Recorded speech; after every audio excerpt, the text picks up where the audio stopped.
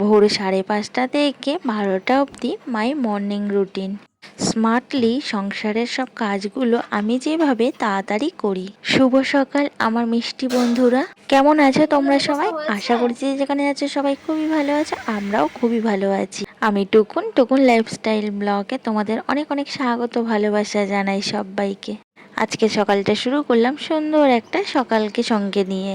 Good morning বলে শুরু করছি আজকের ব্লগটা, সাথে থাকো, ভীষণ ভালো লাগবে আজকের ব্লগটা তোমাদের।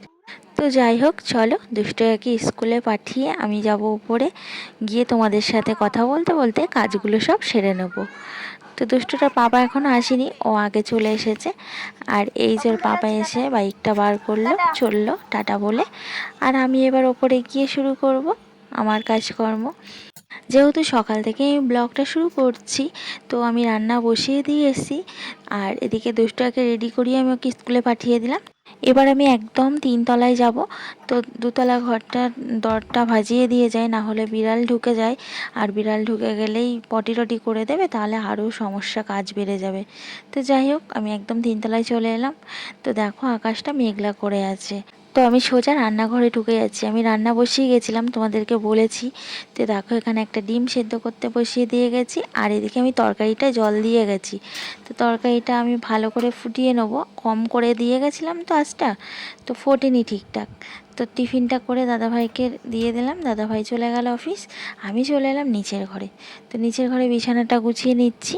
তো যেহেতু সকালবেলায় আমি গোছাতে পারিনি, সকালবেলায় উঠে আগে আমার রান্নার দিকে যেতে হয়। তো দাদাভাইকে অফিস পাঠিয়ে তারপরে আমি এই কাজগুলো করতে আসি। তো ওপরে ঘরে বিছানাটা সুন্দর করে আমি ঝেড়ে চাদরটা টান টান করে পেতে নিলাম, নিয়ে বালিশগুলো সব গুছিয়ে রেখে দিচ্ছি এক এক করে।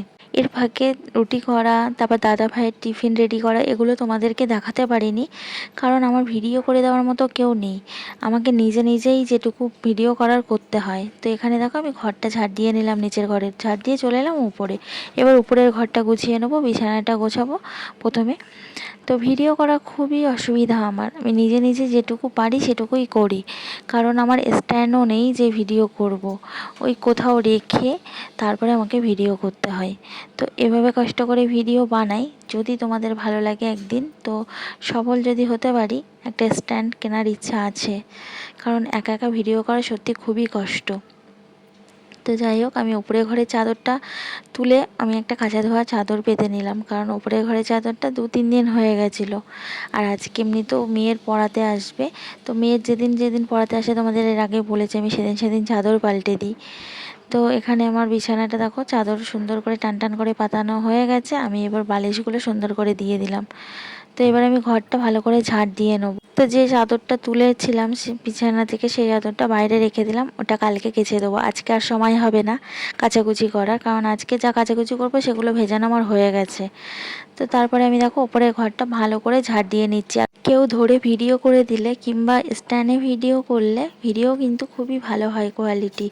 আর এভাবে কোথাও রেখে ভিডিও করলে তেমনটা ভালো হয় না। ওই জন্য আমার ভিডিওতে তেমন ভিউ হয় না, কারণ তোমাদের দেখতে হয়তো ভালো লাগে না। কিন্তু কি করব বলো, আমার তো এখন একটা স্ট্যান্ড কেনার মতো অবস্থা সত্যি নেই, ভীষণই খারাপ অবস্থা। যাই হোক, আর সব কিছু চাইলে আমরা সাথে সাথে পাই না। মধ্যবিত্ত সংসারে কিছু নিতে গেলে অনেকটাই অপেক্ষা করতে হয়। তো দেখি, একদিনে আশায় রয়েছি যে একদিন সফল হতে যদি পারি, তো একদিনে স্ট্যান্ড কিনে সুন্দর করে ভিডিও বানাবো। ঘরটা ঝাড় দিয়ে আমি বাইরের দালানটা ঝাড় দিয়ে নিলাম, কারণ এখানটায় দুষ্টুটা সবসময় খেলাধুলো করে, আর এই জায়গাটাই ওর খেলাধুলোর জায়গা। তার জন্য আমি সবসময় চেষ্টা করি এই জায়গাটা পরিষ্কার পরিচ্ছন্ন রাখার, কারণ একটা বাচ্চা খেলা করে না এই জায়গাটা। তো তারপরে দেখো বাসন ছিল অনেকগুলো বেসিনে, সেই বাসনগুলো আমি ভালো করে ধুয়ে মেজে বাসনের ঝুড়িতে সব উবুড় করে দিলাম। দিয়ে এই যে দুষ্টুটাকে নিয়ে চলে এলাম। তো দুষ্টুটাকে আনতে গেছিলাম, তোমাদেরকে আর দেখানো হয়নি, কারণ অনেকটাই দেরি হয়ে গেছিলো। সব দিন তো আর সমান হয় না। তো আজকে অনেকটাই সত্যি দেরি হয়ে গেছিলো, তো যাওয়ার সময় কিছুই তোমাদের দেখাতে পারিনি। তো ড্রেসটা চেঞ্জ করেই দেখো অনেক জামাকাপড় কেচে রেখে গেছিলাম, সেগুলো নিয়ে চলে এলাম ছাদে, মেলে দিলাম। তারপরে বসে পড়লাম সবজি কাটতে। তো দুপুরে রান্নার তো জোগাড় করতে হবে, তো এখানে পেঁপে কেটে নিচ্ছি। পেঁপেটা ভালো করে কুচিয়ে কাটবো, কারণ আজকে পেঁপেটার ডালনা করব। পেঁপের ডালনা কিন্তু বড়ি দিয়ে খেতে হেভি লাগে। এই পেঁপেগুলো না অনেক দিন ধরেই ফ্রিজের মধ্যে রয়েছে, তো শেষ আর হচ্ছিল না, আর কেউ খেতে চায় না, পেঁপে দেখে নাক ছিটকায়। তো এরকম ডালডা, তারপরে মুগ ডাল দিয়ে পেঁপে ডাল আমার ভীষণ ভালো লাগে। তো আমাকেই একাই খেতে হয়, তার জন্য আজকে ভাবলাম বড়ি দিয়ে এটাকে ডালনা করে ফেলি, তাহলে একটু একটু সব খাবে। আমাদের বাড়িতে না রান্না নিয়ে খুবই সমস্যা, সবজি কেউ খেতেই চায় না। আর আমি সবজি খেতে ভীষণ ভালোবাসি, গ্রামের মেয়ে তো, শাক সবজি এগুলো আমার খেতে খুবই ভালো লাগে, খুব প্রিয় এগুলো আমার। মাছ মাংস চাইতে আমার শাক সবজি দিয়ে ভাত দিলে আমি ভীষণ খুশি হই আর তৃপ্তি করে খাই। আর এরা কেউ কোনো সবজিই খেতে চায় না, পটল খাবে না, বেগুন খাবে না, কুমড়ো খাবে না, পেঁপে খাবে না, তাহলে খাবেটা কি বলো? আর সবজি না খেলে কি থাকা যায়? তো যাই হোক, আমি দেখো এখানে বড়ি ভেজে নিচ্ছি। তো বাড়িতে দেওয়া বড়ি কিন্তু এগুলো, আগেরবার শীতকালে যখন গেছিলাম মায়ের বাড়িতে, তো তখন এই বড়িগুলো সবাই মিলে একসাথে দিয়েছিলাম। আমরা কোনো দিন বড়ি কিনে খাই না, আমার মা বড়ি দেয়, তো সে থেকেই নিয়ে আসি। তো বাড়িতে বানানো বড়ি কিন্তু আলাদা একটা টেস্ট। এই বড়ি দিয়ে তরকারি রান্না করলে তরকারি কিন্তু টেস্ট খুবই ভালো হয়। তো এখানে আমি রান্নাটা বসিয়ে দিয়েছি, আর রান্না করব ডিমের ঝাল। বাড়িতে বানানো বড়ি আর বাড়ির গাছের সবজি দিয়ে রান্না করার মজাটাই কিন্তু আলাদা। তো এগুলো আমাদের বাড়ির সবজি না, কারণ আমাদের তো এখানে জায়গা নেই, বাবা এসেছিলো তো সবজিগুলো দিয়ে গেছিলো। তো পেঁপে গাছে অনেক পেঁপে হয়েছিল, নিয়ে এসেছিলো আমার জন্য। তো সেই পেঁপেই কটা ছিল, সেটাই রান্না করলাম আজকে, আর নেই, ফুরিয়ে গেছে। তো যাই হোক, আমি একটু 5 ফোড়ন আর শুকনো লঙ্কা তেজপাতা ফোড়ন দিয়ে আমি পেঁপেগুলো তুলে দেবো। প্রথমে আলুগুলো একটু ভেজে নেবো, তারপর পেঁপেগুলো দেবো, দিয়ে একটু ভাজা ভাজা মতো করে তারপর আমি নুন হলুদ দিয়ে ঢাকা দিয়ে দেবো, জল দিয়ে একটু অল্প করে। তো একটু ফুটে উঠলে আমি বড়িগুলো দিয়ে আবার একটু ফুটিয়ে নেবো, নিয়ে নামানোর সময় একটু মিষ্টি দিয়ে নামিয়ে নেবো। তো পেঁপের ডালনা তাহলে রেডি। তো চলো আমি পেঁপের ডালনাটা রান্না করে নিই। পুজো তো চলেই এলো, হাতে গোনা আর মাত্র কয়েকটা দিন। সব তো খুবই আনন্দ করছে, জামা কাপড় কেনাকাটি। তো কার কার কেনাকাটি কমপ্লিট হয়ে গেছে কমেন্টস করে কিন্তু জানিও। আমার সত্যি কথা বলতে এখনও কিছুই কেনাকাটি হয়নি, খুবই সামান্য পরিমাণে কয়েকটা জিনিস কিনেছিলাম, তোমাদেরকে দেখিয়েছি। আর আমি প্রত্যেকবারই নিজের জন্য কিছু নিই না, আর আমার কেউ দেওয়ারও নেই। তো ওদিকে পেঁপেটায় আমি জল ঢেলে চলে এলাম এ ঘরে, আমি মশলাটা পেস্ট করে নেবো ডিমের জন্য। তো এখানে 2টো ডিম নিয়েছি, দেখতেই পাচ্ছ। ডিমের তরকারি করব, মানে ঝাল করব বললাম।